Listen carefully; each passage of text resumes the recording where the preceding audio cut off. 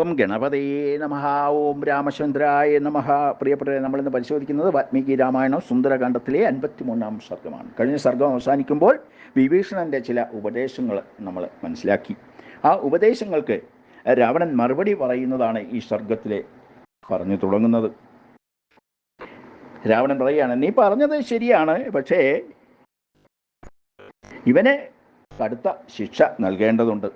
അതിന് ഞാൻ ചില നിർദ്ദേശങ്ങൾ പറയാം. കവികൾക്ക് വാല് വളരെ പ്രിയപ്പെട്ടതാണ്. അതുകൊണ്ട് ഇവൻ്റെ വാലില് തീ കത്തിക്കണം. അംഗവൈകല്യത്തോടുകൂടി ദുഃഖിതനും ദീനനുമായിട്ട് ഇവൻ ബന്ധുക്കളെയും ഇഷ്ടക്കാരെയും സമീപിക്കുന്ന സ്ഥിതി ഉണ്ടാകണം. പുരത്തിലൊട്ടാകെയും ചത്തുരങ്ങളിലും കത്തുന്ന വാലോടുകൂടി ഇവനെ പ്രദർശിപ്പിക്കണം. ഇത് എൻ്റെ ആജ്ഞയാണ്. ഇത് കേട്ട രാക്ഷസന്മാര് പരുത്തുനൂൽ കൊണ്ടുള്ള തുണികൾ ഹനുമാന്റെ വാലിൽ ചുറ്റി. ഹനുമാന് ആ സമയം ശരീരം വലുതാക്കിക്കൊണ്ടിരുന്നു. ധാരാളം തുണികൾ ചുറ്റി എണ്ണ ഒഴിച്ച് അവർ തീ കൊടുത്തു. അപ്പോൾ അതിന് പരിശ്രമിച്ച ആളുകളെ ഹനുമാൻ ആ വാലുകൊണ്ട് തന്നെ അടിച്ചു. വാലിനാൽ അടികിട്ടിയ അവർ കൂടുതൽ തുണി കൊണ്ടുവന്ന് വീണ്ടും ചുറ്റുന്നതിന് പരിശ്രമിച്ചു. അപ്പോൾ ഹനുമാന്റെ ചിന്തകൾ പോയ കാര്യങ്ങളാണ് അടുത്ത ശ്ലോകങ്ങളിൽ വർണ്ണിക്കുന്നത്. ഇവരെന്നെ ഏതു വിധത്തിൽ കെട്ടിയിട്ടാലും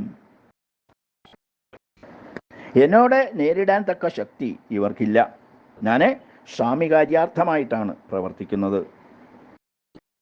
ഈ ദുഷ്ടന്മാർ അവരുടെ സ്വാമിയുടെ ശാസനം കൊണ്ട് എന്നെ ബന്ധിക്കുന്നു. എന്നാൽ ഇത് ഞാൻ ചെയ്തതിന് തക്ക ആ പ്രതികാരവും ആകുന്നില്ല. ഇത്രയും രാക്ഷസന്മാരെ നേരിടാൻ ഞാൻ ഒറ്റയ്ക്ക് മതിയാവും. രാമപ്രീതിക്കായി കൊണ്ട് ഞാൻ ഇതെല്ലാം സഹിക്കുകയാണ്. ആ ലങ്ക കണ്ടത് രാത്രിയിലാണ്. അതുകൊണ്ട് വേണ്ട വിധത്തിൽ ചുറ്റി കാണാൻ സാഹചര്യങ്ങൾ മനസ്സിലാക്കാൻ സാധിച്ചിട്ടില്ല. അതുകൊണ്ട് ഒരിക്കൽ കൂടി എല്ലാ സ്ഥലവും കാണേണ്ടതുണ്ട്. അതിനിപ്പോൾ അവസരമായിരിക്കുന്നു എന്ന ചിന്ത ഹനുമാനുണ്ടായി. അവരെ വീണ്ടും തുണി ചുറ്റി കൂടുതൽ തുണി കൊണ്ടുവന്ന് കൂടുതൽ പരിശ്രമം നടത്തി വീണ്ടും തീ കൊളുത്തി ശംഖനാദം മുഴക്കിക്കൊണ്ട് ആഘോഷത്തോടുകൂടി ഹനുമാനെ മുന്നിൽ നടത്തിക്കൊണ്ട് അവര് ആ പുരിയൊട്ടാകെ സഞ്ചരിച്ചു. ആ സമയം ഹനുമാനെ ചാരനെന്ന് വിളിച്ച് കൂകിയാർത്തു. സ്ത്രീകളും ബാലന്മാരും വൃദ്ധരുമെല്ലാം കത്തുന്ന വാലോടുകൂടിയ ഹനുമാനെ കാണുന്നതിനെ തിരക്കുകൂട്ടി. ഈ വിവരങ്ങളൊക്കെ വിരൂപാക്ഷികളായ രാക്ഷസിമാരെ സീതയോട് പറഞ്ഞു. അപ്പോൾ സീത മനസ്സിനാൽ അഗ്നിയെ സമീപിച്ചിട്ട് പ്രാർത്ഥിച്ച വിവരങ്ങളാണ് അടുത്ത ശ്ലോകങ്ങളിൽ പറയുന്നത്. ഞാൻ ഹതൃശുശ്രൂഷ വേണ്ട വിധത്തിൽ നിർവഹിച്ചിട്ടുണ്ടെങ്കിൽ, ഞാൻ തപം ചെയ്തിട്ടുണ്ടെങ്കിൽ, എനിക്ക് പാതിവൃത്യമുണ്ടെങ്കിൽ ഹനുമാനിൽ ഭവാൻ ശീതനായി ഭവിക്കണം. അഗ്നിദേവനോട് പറയുകയാണ്, ഞാൻ സത്വൃത്ത സമ്പന്നയാണെങ്കിൽ, രാമനെ പ്രാപിക്കുന്നതിൽ മാത്രം മനസ്സ് നിൽക്കുന്നവളാണെങ്കിൽ, ധർമ്മിഷ്ഠയാണെങ്കിൽ,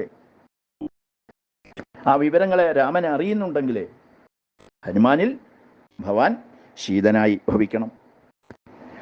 സുഗ്രീവൻ എന്നെ ഈ ദുഃഖത്തിൽ നിന്നും കരകയറ്റുമെങ്കിൽ ഭവാൻ ഹനുമാനിൽ ശീതനായി ഭവിക്കണം.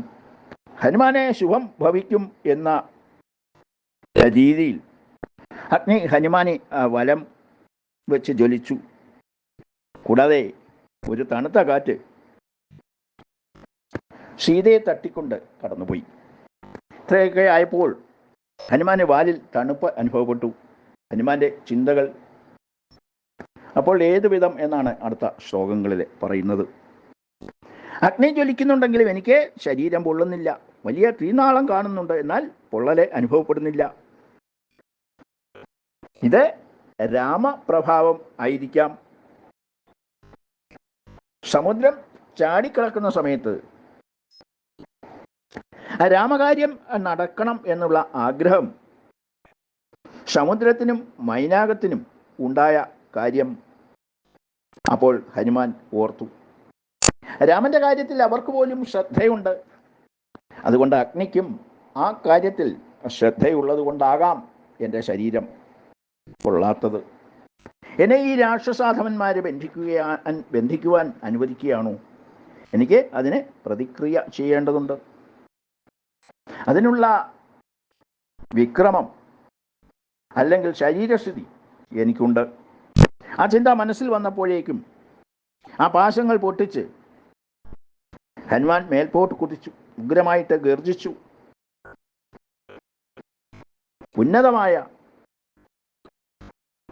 പുരത്തിന്റെ മുകളിൽ കയറി. ആ രാക്ഷസന്മാരുടെ തിരക്കില്ലാത്ത ആ ഗോപുരത്തിന്റെ മുകളിലെ കയറിയിരുന്നു. മല പോലെ വലുതാക്കിയിരുന്ന ആ ശരീരം ചെറുതാക്കി ബന്ധനങ്ങളെ ഒഴിവാക്കി. അതിനുശേഷം വീണ്ടും ആ പർവ്വത തുല്യനായി വളർന്നു.